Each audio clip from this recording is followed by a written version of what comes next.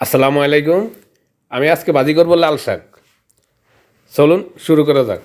আমি দিয়ে দিলাম একটু অলিভ অয়েল। আপনারা যে কোনো তেল দিতে পারেন, সমস্যা নাই। আমি অলিভ অয়েল দিলাম।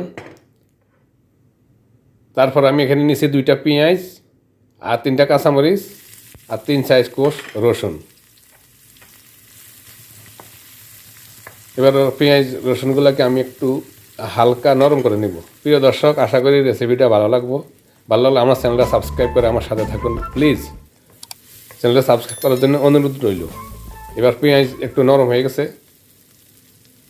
দেখুন 2-3 মিনিট নরম করে নিয়েছি। এবার আমি দিয়ে দিলাম 1 চামচ হলদি। আর কোনো মশলা দেওয়া লাগবে না, লাল শাক আর কিছুই লাগবে না। এবার আমি শাক দিয়ে দেবো, লবণটা আমি একটু পরে দেবো।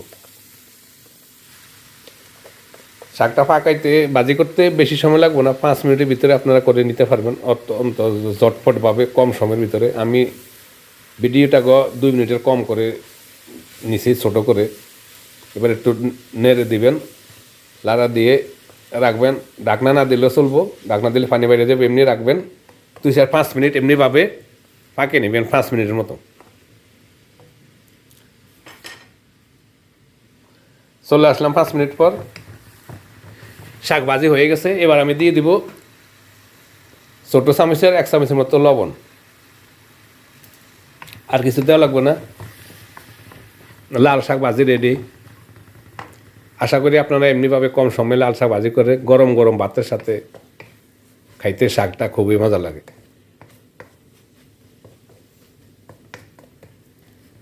ধন্যবাদ সবাইকে আমার সাথে থাকার জন্য। আল্লাহ হাফেজ।